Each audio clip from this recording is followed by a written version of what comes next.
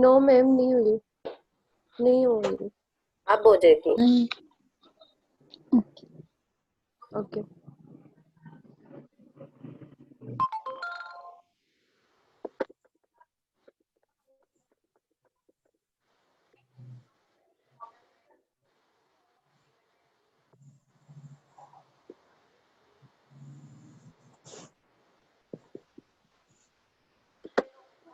मैं तो नहीं हुई अभी तक। एक मिनट बेटा, पता क्या,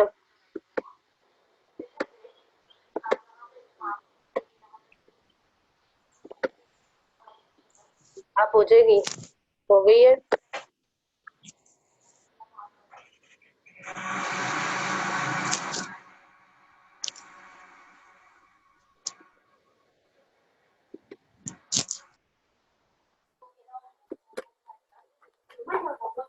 इसको ओपन करना।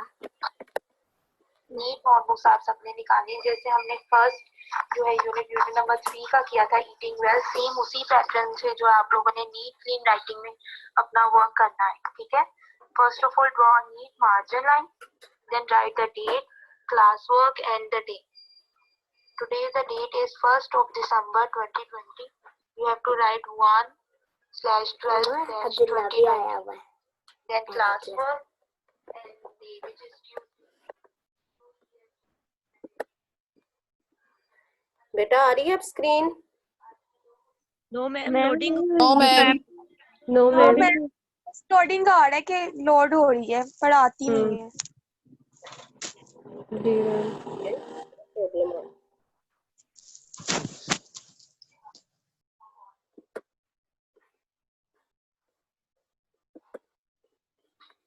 मैं दोबारा से करती हूँ उसको।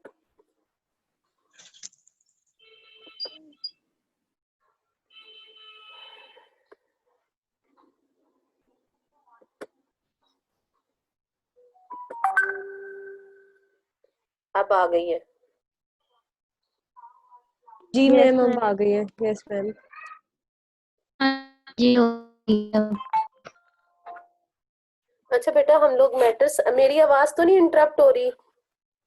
नो मैम, आ रही है आपकी। क्लियर आ रही है कि ब्लर्ड आ रही है?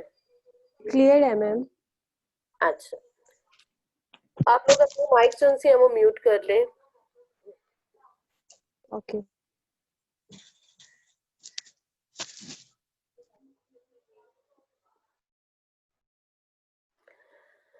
हम लोग मैटर साइक्लिंग पे बात कर रहे थे कि मैटर साइक्लिंग क्या है इन इकोसिस्टम, इसी के ऊपर बल्कि इसका टेस्ट हो भी गया, लेकिन मैं थोड़ा सा आप लोगों के साथ मजीद डिस्कस कर लूं कि मैटर साइक्लिंग में सिर्फ कार्बन, फास्फोरस, वाटर, नाइट्रोजन नहीं है, इसके अलावा और भी हमारे न्यूट्रिएंट्स हैं, जैसे कि आयरन है।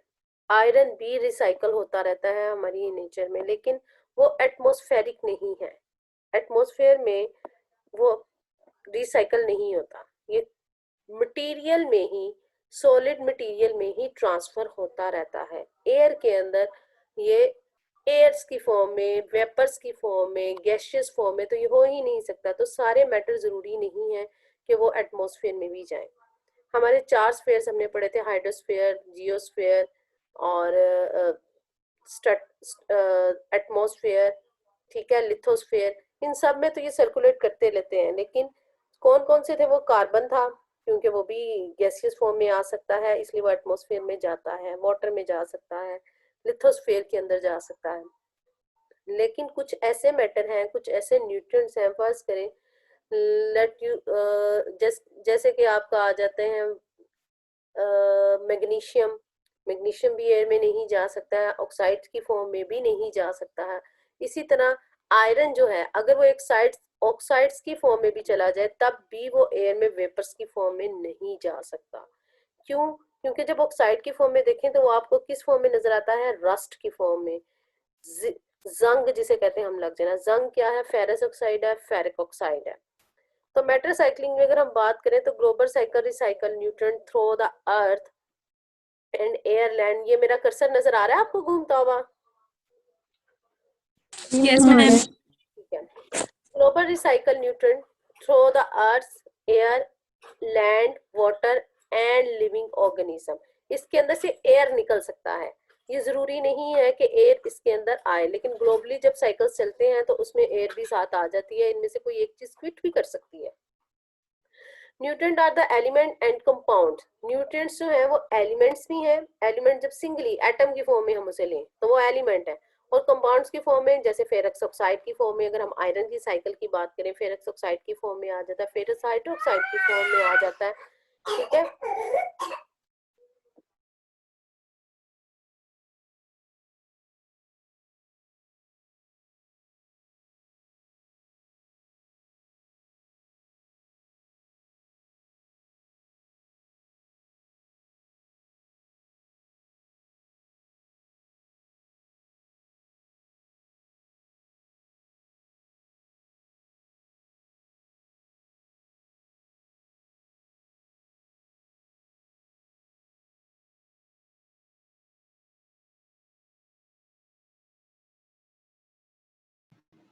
मैम आपकी आवाज नहीं आ रही।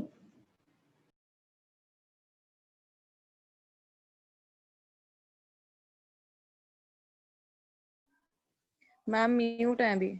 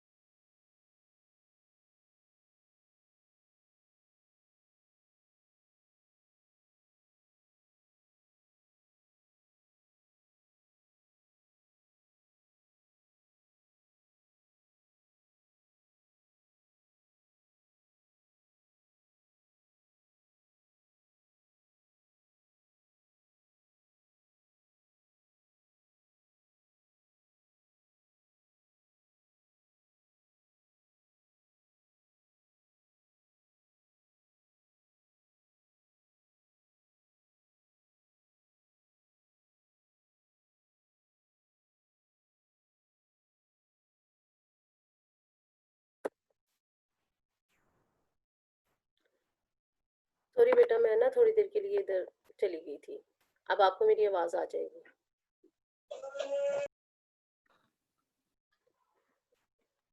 अच्छा, मैटर रिसाइकलिंग में हम बात कर रहे थे, nutrient are the elements and compound that organism need to live, grow and reproduce. हमारे बेसिक एलिमेंट जिसके थ्रू हम जिंदा हैं, आपको बेसिक एलिमेंट्स का पता है, बायोकेमिकल्स हमारे कौन कौन से हैं। नंबर 1 पे carbon, hydrogen, oxygen and then nitrogen.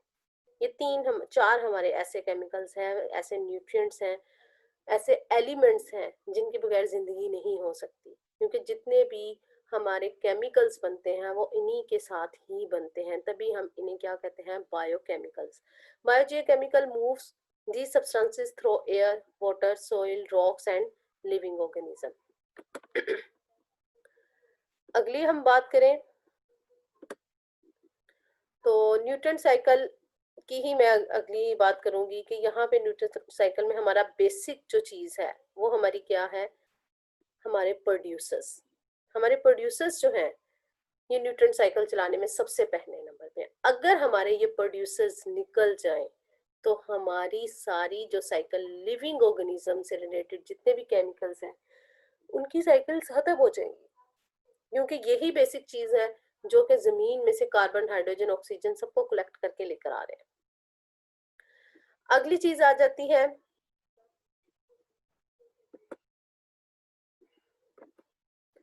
Water cycle की प्रॉपर्टीज वाटर की, कि इसकी भी मैं डिस्कस कर चुकी थी कि वाटर की एक यूनिक प्रॉपर्टी है, पोलर नॉन पोलर सबको अपने साथ एडजस्ट कर लेता है। हाइड्रोजन बॉन्डिंग जो है वो इसके अंदर बहुत इंपॉर्टेंट है, जिसकी वजह से ये दूसरों के साथ भी बॉन्डिंग बना लेता है। लिक्विड वाटर चेंजेस में टेम्परेचर स्लोली, के लिक्विड वाटर चेंजेस जो सी है उस वो टेम्परेचर के वजह से ही चेंज होती हैं। अगर टेम्परेचर जो है वो बढ़ेगा वाटर वेपर बनेंगे, फिर दोबारा बादल बनेंगे, और बादल जो से वो clouds, after cloud formation water वो सारे का सारा नीचे आएगा ऑन अर्थ, ठीक है। लेकिन इसकी चेंजेस जो सी हैं जितनी स्लो है, टेम्परेचर स्लोली के साथ ही चेंज हो जाती हैं, उतनी ही ज्यादा फास्ट साइकिल जो है वो वाटर की है। सबसे फास्ट साइकिल जो है वो वाटर की है। It's take a large amount of energy to for water to evaporate. Water की आपको पता है हीट कैपेसिटी बहुत ज्यादा है टू एवेपोरेट होने के लिए, टू कूल होने के लिए and to warm up. Liquid water can dissolve a variety of compounds, water expand when it freeze. ये वही वाली बातें हैं जो इतनी मुश्किल नहीं है, हम पहले भी डिस्कस कर चुके हैं। वाटर साइकिल में वही बात, सबसे ज्यादा 70 से 80% जो हमारे क्लाउड्स बनते हैं that is because of the sea water. हमारा सी वाटर जो है वो सरफेस वाटर, सी वाटर, ये सारे का सरफेस वाटर और ग्राउंड वाटर तो वो हमारा इवेपोरेट नहीं होता। तो सरफेस वाटर जो है वो 20% एंड 80% जो है वो सी वाटर जो है वो अब एवेपोरेट होके कंडेंस होगा, और कंडेंस से क्लाउड बना के कंडेंसेशन के बाद प्रेसिपिटेशन, और ये प्रेसिपिटेशन कहाँ जाएगी, डीप इन द रॉक्स, अर्थ, और कहाँ चली जाएगी, हमारे ग्राउंड वाटर में, और वहां से हमें दोबारा ये वाटर अवेलेबल हो जाएगा।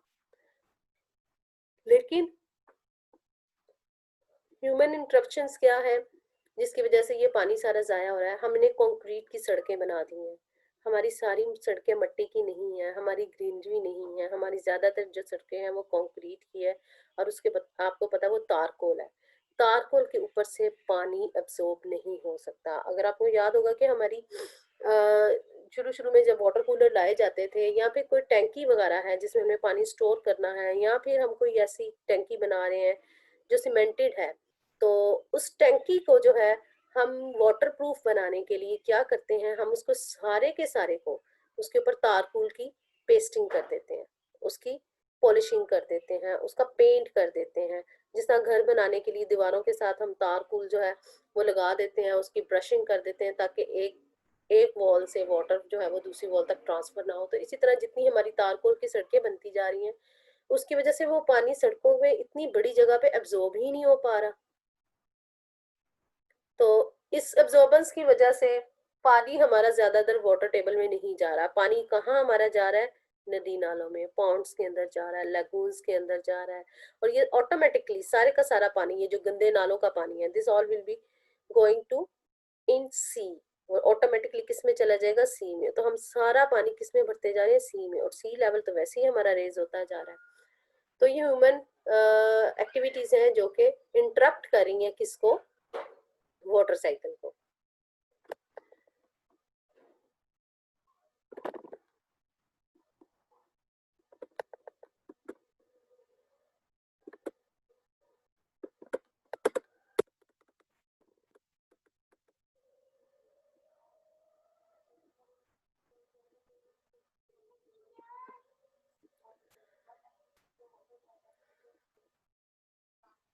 We alter the water cycle by withdrawing large amount of fresh water, ठीक है। हम फ्रेश वाटर बहुत ज़्यादा ज़मीन से नहीं, हम किस किस तरह, एक तो मैंने बता दिया कि हम गंदा जितना भी हमारा पानी है अब्जॉर्ब नहीं करी सरफेस, वो सारे का सारा किस में जा रहा है, ओपन लेगून्स के अंदर जा रहा है, यानी कि नदी हमारे ये जो गंदे पानी के नाले हैं, वेस्ट वाटर पाउंड्स हैं, उनके अंदर जा रहा है। उसके अलावा हम क्या करें हैं कि जो हम नीचे से ट्यूबवेल से पानी ले रहे हैं, जो हम घरों में पानी यूज़ कर रहे हैं, अगर हम फॉरेन कंट्रीज में देखें तो वहाँ पे ये पानी किस लिए यूज़ होता है, ये पानी यूज़ होता है जस्ट फॉर ड्रिंकिंग, ठीक है। और ड्रिंकिंग के अलावा घर के जितना इस्तेमाल का पानी वो दूसरा आता है वहाँ पर, ड्रिंकिंग वाटर वो यूज़ नहीं करते, यूटेंसिल्स के लिए, एग्रीकल्चर के लिए, वॉशिंग के लिए, इन सब के लिए वो दूसरा पानी निकालते हैं, ठीक है। वो इतने ज़्यादा सरफेस से नहीं निकाला होता और वो क्लियर वाटर करके घरों में भेजा जाता है। तो पीने के लिए पानी वो नीचे से लेते हैं ग्राउंड वाटर से, क्योंकि ये हमारा बहुत ज़्यादा कीमती पानी है जो बहुत फिल्टर होके जा रहा है। जैसे हम घर में एक पानी की बोतल लेकर आते हैं फिल्टर की, हम किस तरह उसे बड़ा अच्छे तरीके से इस्तेमाल करते हैं, फिल्टर का पानी है, बड़ा महंगा है और एहतियात से इस्तेमाल कर रहे थे, लेकिन जो हमारे टैप्स के अंदर पानी आ रहा है वो भी बेटा हमारा फिल्टर्ड पानी है, लेकिन हम क्या कर रहे हैं, हम उस पानी को ढेर सारा ज़ाया कर रहे हैं, हमें तो कोई अंदाज़ा ही नहीं, हम तो एग्रीकल्चर को भी वही पानी दे रहे हैं, हम अपनी वॉशिंग में भी वही पानी यूज़ कर रहे हैं, हम खाना पकाने के अंदर भी, पीने के हर चीज़ के लिए हम एक ही पानी को यूज़ कर रहे हैं, जो कि हम बहुत ज़्यादा ज़ाया कर रहे हैं, जिसकी वजह से हमारा वाटर टेबल बहुत नीचे चलता जा रहा है। Withdraw large amount of fresh water, जो कि हम ये ट्यूबवेल से निकाल रहे हैं, cleaning vegetation and eroding soil, ठीक है। वेजिटेशन को क्लियर कर रहे हैं और इरोडिंग सोइल, सोइल जब इरोड हो रही है तो पानी उसके ऊपर जो है वो ठहरेगा नहीं ज़्यादा देर।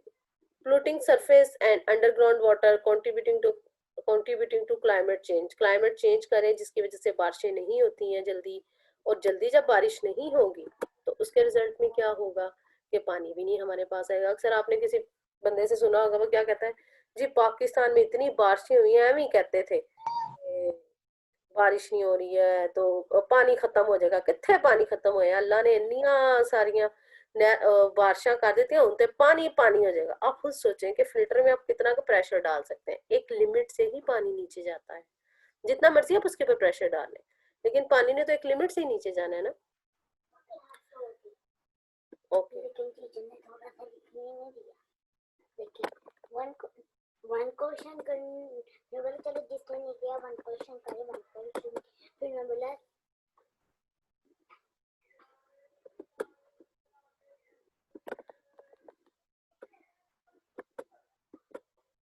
बेटा स्क्रीन नजर आ रही है ना? यस मैम आ रही है। मैम आ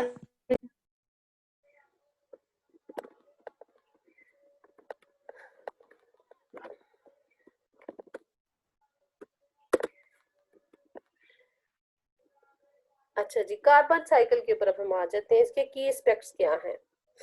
बेसिकली ये स्केलेटल ऑफ लाइफ है, एक वाटर और एक carbon skeleton, that is very important. Carbon की जो 4 वैलेंसी है वो वेरी इंपॉर्टेंट है, इस 4 वैलेंसी की ही वजह से ये डिफरेंट टाइप ऑफ केमिकल्स जो है वो बना रहा है, जिसके अंदर आपके लिपिड्स आ जाते हैं, प्रोटीन आ जाती हैं, आपकी कार्बोहाइड्रेट्स आ जाती हैं, ठीक है, इवन कि आपकी फैट्स जो हैं उसमें कार्बन साइकिल बहुत इंपॉर्टेंट है।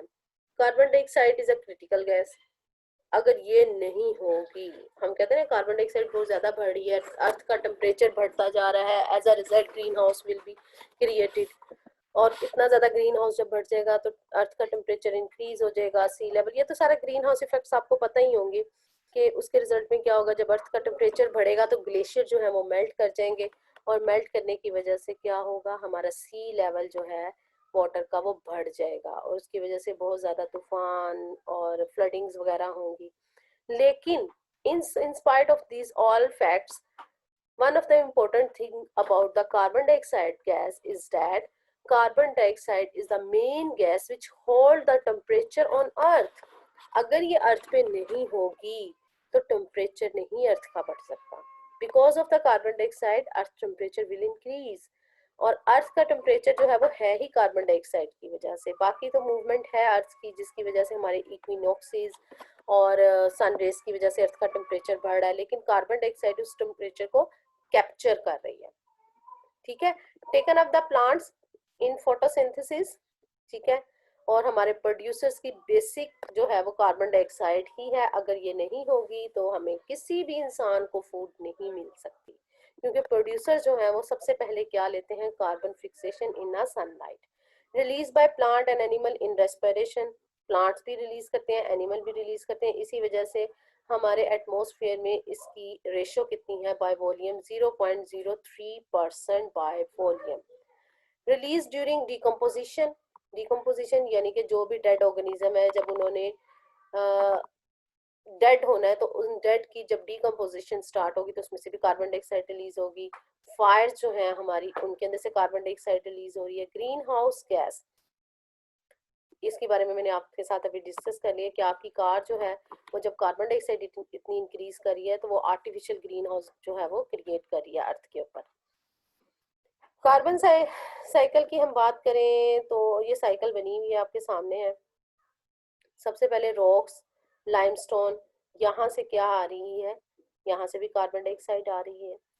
ये ऑयल की फॉर्म में, ऑयल के पास भी कार्बन जा रही है। ये कार्बन की बात करें हम, कार्बन, ठीक है। लाइमस्टोन कहते हैं जिसे आप कैल्शियम कार्बोनेट, कैल्शियम कार्बोनेट, ठीक है। कैल्शियम कार्बोनेट के स्टोन यानी चौक, चौक की पहाड़ियां कह सकते हैं। उसमें से ये किस में चली जाएगी, ऑयल के अंदर। जो हमारे नेचुरल पेट्रोलियम ऑयल वगैरह है और नेचुरल गैस है, इसके अंदर भी क्या मौजूद है, कार्बन।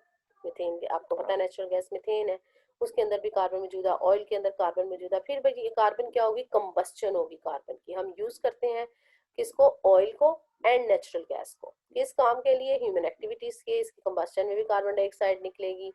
उसके अलावा ये जो फोटोसिंथेसिस हो रही है और रेस्पिरेशन हो रही है, इन दोनों में, एक कंबस्चन में, दूसरा फोटोसिंथेसिस एंड रेस्पिरेशन के अंदर क्या निकल रही है, कार्बन डाइऑक्साइड इन एयर। अब ये जो पहाड़ियां मैंने बात की थी कैल्शियम कार्बोनेट की, जब ये इरोड होंगी तो इनमें से भी कैल्शियम कार्बोनेट निकलती है। जब वाटर इसके ऊपर पड़ता है, जब इसमें वाटर निकलता है, आपको पता है घर पहले जब कली आया करती थी घर में, व्हाइट वॉश करानी होती थी तो वो कली का एक बड़ा सा ड्रम लेकर आते थे, उसमें कली डालते थे। अब उसके ऊपर जब वो पानी डालते हैं कली के ऊपर तो वो एकदम हॉट हो जाती है, एक्सोथर्मिक रिएक्शन होता है और कैल्शियम हाइड्रोक्साइड में जब वो कन्वर्ट हो जाती है तो उसके रिजल्ट में क्या निकलता है, कार्बन डाइऑक्साइड, ठीक है। कार्बन डाइऑक्साइड गैस जो निकलती है इन सारी जगह से, ये कार्बन डाइऑक्साइड, उसके अलावा डिकम्पोजिशन एंड रेस्पिरेशन से, ये सारी कार्बन डाइऑक्साइड किस में जा रही है, हमारे एटमॉस्फेयर। तो ऑटोमेटिकली ये चेंज जो है वो चलती जाती है, चलती जाती है। कार्बन डाइऑक्साइड दोबारा डिजोल्व हो सकती है किसमें, वाटर में, इन वाटर। वाटर में ये क्या करी है, वहां पे भी तो प्लांट्स है ना, वो भी तो इसको यूज कर रहे हैं। और वहां पे ये वाटर के अंदर क्या कर रहे हैं, हमारे सी के अंदर प्रोड्यूसर्स को ये कार्बन डाइऑक्साइड हो रहे हैं।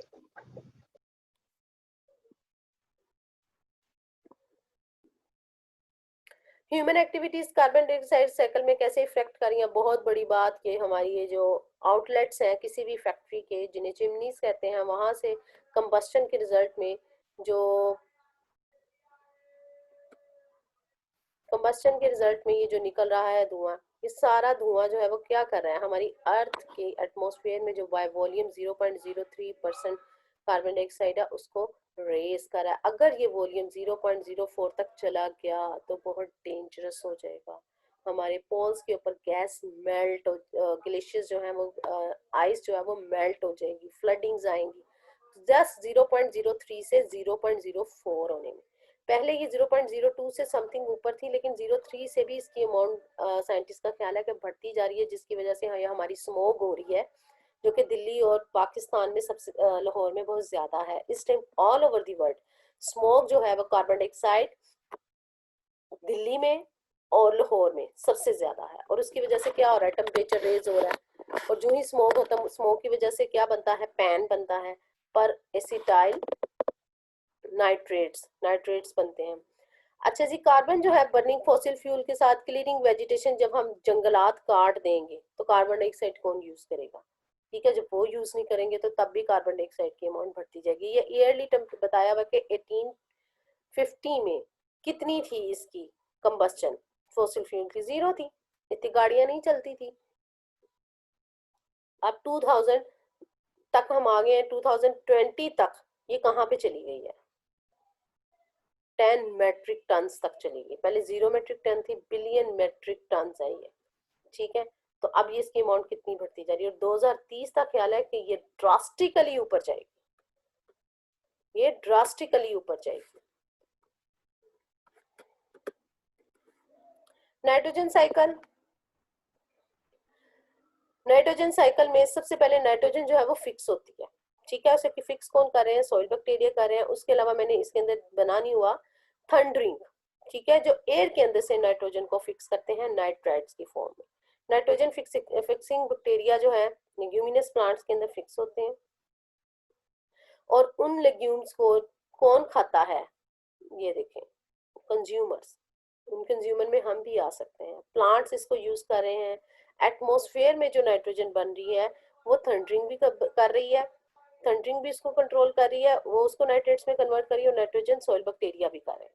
उसके बाद प्लांट्स ये सब जो है ऑटोमेटिकली डीकम्पोजर्स जो हैं उनको जब ब्रेक डाउन करेंगे तो नाइट्रोजन डाइऑक्साइड वापस आ जाएगी। जितनी भी चीजें हैं डीकम्पोजर्स की, एक बात याद रखिएगा, ये इतने अच्छे हैं कि आपकी बॉडी में जितनी भी चीजें हैं उसमें से सिर्फ एनर्जी लेंगे, किस चीज की, कैटाबॉलिक रिएक्शन।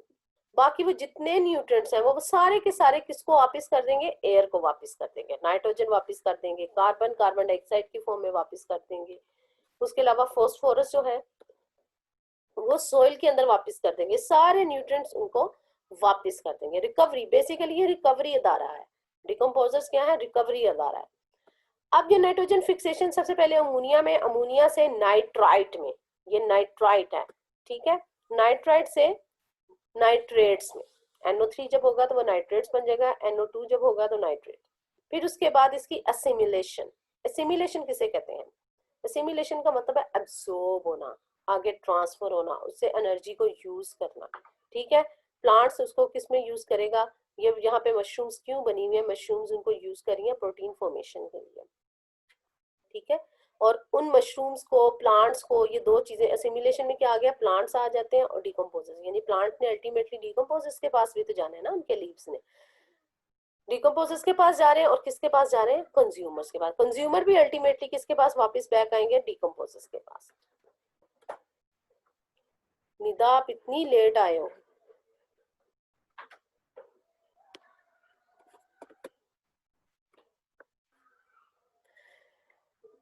अच्छा जी। नाइट्रोजन साइकिल, नाइट्रोजन N2 की फॉर्म में जिसे इनर्ट गैस कहते हैं, हमारी एटमॉस्फेयर में 78% है, नाइट्रोजन ऑक्साइड की फॉर्म में है, नाइट्राइट की फॉर्म में है, नाइट्रेट की फॉर्म में है, नाइट्रोजन परऑक्साइड की फॉर्म में है, अमोनिया की फॉर्म में, ये सारी चीजें, और ये सारी रिसाइकिल होती हैं। बॉक्स किसे कहते हैं, बॉक्स कहते हैं मार्शेस को, दलदली इलाकों को, ठीक है, जहाँ पे मिट्टी और पानी जो है वो एक सस्पेंशन में रहता है और अलहदा नहीं हो सकता। लेक्स के अंदर बहुत ज्यादा नाइट्रोजन ऑक्साइड प्रोड्यूस होती है because of the bacteria. Volatilising of ammonia, urea to ammonia gas, warm dry condition. ये अमोनिया कहाँ से आएगा, हमारे कुछ बैक्टीरिया जो है वो अमोनिया भी बनाते हैं। आपकी बॉडी के अंदर जितने भी हम जितने भी ऑर्गेनिज्म हैं, टेरेस्ट्रियल ऑर्गेनिज्म है, ये हम क्या करते हैं, जब हमारा वेस्ट मटेरियल निकलता है या तो अमोनिया की फॉर्म में, अगर यूनिसेलुलर है, या पानी में रहते हैं तो अमोनिया की फॉर्म में। अगर हम उस पे आ जाए, लैंड के ऊपर आ जाते हैं, तो लैंड के ऊपर यूरिया या यूरिक एसिड। और सहराई इलाके में जब जाए तो जो कैमल है, उसके अलावा रैट्स हैं, ये सब यूरिक एसिड की फॉर्म में अपना वेस्ट निकालते हैं, यूरिनरी वेस्ट। लेकिन हम किसकी फॉर्म में निकालते हैं, ह्यूमंस, मैमल्स, मोस्टली मैमल्स जो हैं ये किस फॉर्म में निकालते हैं, यूरिया की फॉर्म में। क्योंकि नाइट्रोजन आपको पता है अमोनिया इज लेथल, इसे फौरी तौर पे बॉडी से बाहर निकलना बहुत जरूरी होता है। Leaching of nitrates, erosion, fire, ये सारी चीजें क्या है, ये नाइट्रोजन साइकिल के अंदर हेल्पफुल है और इंटरेक्ट भी यही कर रही है। इफेक्ट ऑफ ह्यूमन एक्टिविटी, अब फिर हम इफेक्ट पढ़ेंगे कि ह्यूमन एक्टिविटी नाइट्रोजन पे कैसे इफेक्ट कर रही है। बाय एडिंग गैसेस, जब हम कंबस्टन करते हैं तो कंबस्टन में नाइट्रोजन ऑक्साइड और सल्फर ऑक्साइड दोनों गैसेस निकलती हैं, ठीक है, और जब वो वाटर के साथ मिक्स होंगी तो वो क्या बनाएंगी, नाइट्रोजन के एसिड्स एंड सल्फर के एसिड, यानी sulphuric acid and nitric acid, और दोनों रेन, एसिड रेन की फॉर्म में अर्थ में आएंगे। और एसिड रेन, एक बात याद रखिएगा, हम आगे भी पढ़ेंगे इन्वायरमेंटल साइंस में कि acid rain is very important, not because of the cementing walls deterioration, के सीमेंटिंग वॉल्स की डिटीरियोरेशन करती है, but also it deteriorate the pine forest. हमारे जो पाइन फॉरेस्ट है, हमारे जो हिली एरिया में है फॉरेस्ट, अगर उन पे एसिड रेन पड़ जाए तो उनकी सीडलिंग डिस्टर्ब हो जाती है, यानी कि जो सीड उनके गिरते हैं हमारे पाइन्स के और उससे नए पाइन्स जो बनते हैं वो नहीं बनेंगे, जिसके रिजल्ट में क्या हो गया, पाइन की वेजिटेशन बहुत डिस्टर्ब होगी। तो एसिड रेन देखने में हमारे लिए इतनी नुकसानदेह नहीं है, लेकिन बेसिकली ये वाटर की पीएच को बढ़ा रही है, सॉइल पीएच बढ़ा रही है। सॉइल पीएच बढ़ा नहीं रही, कम करिए, सॉइल पीएच कम करिए, वाटर की पीएच कम करिए, एज वेल एज ये पाइन फॉरेस्ट को बहुत डिस्टर्ब करिए। ठीक है, उसके अलावा contamination ground water from the nitrate sign, ground water को कंटेमिनेट कर रही है। हमारे ट्रोपोस्फेयर में जब ये जाती है, ट्रोपोस्फेयर किसे कहते हैं बेटा, हमारी 3 स्फीयर, ट्रोपोस्फेयर, स्ट्रेटोस्फेयर। तो जो ट्रोपोस्फेयर जो है हमारी स्फीयर की, मैं इसके ऊपर कल आपसे बात करूंगी कि what are the troposphere, stratosphere, hydrosphere magnetosphere. हमारी 3 एटमॉस्फेयर जो हमारा ये एटमॉस्फेयर जो है हमारा हवा का, ये जो जिसे गुलाब कहते हैं, इसको अगर हम डिवाइड करें तो ये बेसिकली 3 लेयर्स में डिवाइडेड है। 3 लेयर्स कैसे कि सबसे वो वाली लेयर हमारी हवा की जिसमें हम रह रहे हैं, जिसमें हवाई जहाज चलते हैं, जिसके अंदर हमारे क्लाउड्स बन रहे हैं, यहाँ तक जो अर्थ की 10 माइल्स तक जो स्फीयर है हमारी, वो हमारी क्या है, ट्रोपोस्फेयर। जितनी ह्यूमन एक्टिविटीज है वो हम इसी स्फीयर में करते हैं, यानी जहां तक हमारा आसमान में हमारी ह्यूमन एक्टिविटीज हो रही हैं वो सब ट्रोपोस्फेयर में हो रही हैं। उससे आगे आती है स्ट्रेटोस्फेयर। स्ट्रेटोस्फेयर में हम जिंदा नहीं रह सकते हैं, ना उसमें कोई ह्यूमन एक्टिविटी हो सकती, इवन के कोई एयरक्राफ्ट भी नहीं उसमें जा सकता, बिकॉज स्ट्रेटोस्फेयर के अंदर ओजोन मौजूद है। उसमें हमारी एक सबसे इंपॉर्टेंट लेयर क्या है, ओजोन, जो कि शील्डिंग लेयर है, जो प्रोटेक्ट कर रही है, यूवी लेयर है, और यहाँ पे सारी ओजोन है, स्ट्रेटोस्फेयर में सारी ओजोन है। उससे नीचे जो है वो एटमॉस्फेयर की जो कंपोजिशन हम पढ़ते हैं 73% नाइट्रोजन, ऑक्सीजन, वही सारी है। तो स्ट्रेटोस्फेयर, ट्रोपोस्फेयर को हम कौन डिस्टर्ब कर रही है, human activities. Nitrogen inert gas है, यानी वैसे तो कोई नुकसान नहीं पहुंचाती, जिधर मर्जी डालो कोई रिएक्शन नहीं करती। इनर्ट गैस हम किसे कहते हैं, जो कोई रिएक्शन नहीं कर सकती है। ठीक है, तो कन्वर्ट कहाँ से होती है, via lightning and the nitrogen fixing plant, cyanobacteria, industrial processes. ठीक, नाइट्रोजन लिमिट प्लांट्स ग्रोथ, अगर लिमिट करता है, लिमिटिंग फैक्टर है नाइट्रोजन। अगर किसी सॉइल के अंदर हम यूरिया खाद ना डालें और वो सॉइल अच्छी भी ना हो तो प्लांट की ग्रोथ अच्छी नहीं होती। यूरिया क्या है, नाइट्रोजन हम उसमें डालते हैं। तो nitrogen limit the plant growth, जितना ज्यादा नाइट्रोजन होगा उतनी प्लांट ग्रोथ अच्छी होगी।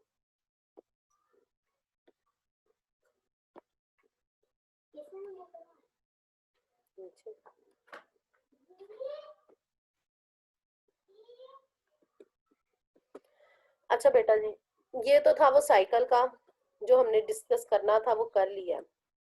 इंशाल्लाह कल हम डिस्कस करेंगे about the energy flow and the ecological attributes. ये 2-3 टॉपिक हमारे रह गए हैं, ये कल हम डिस्कस करेंगे। आप लोग अपने माइक ऑन कर लें और मुझे बता दें कि किस किस को समझ आ गई है। आ गई है मैम। आ गई है मैम। मैम आ गई है मैम। बताओ मुझे जी मैम आ गई है समझ। जी मैम समझ आ गई है। जी मैम समझ में आ गई है। बताओ, मुझे बिल्कुल भी मजा नहीं आया। Yes ma'am. यस मैम आ गई।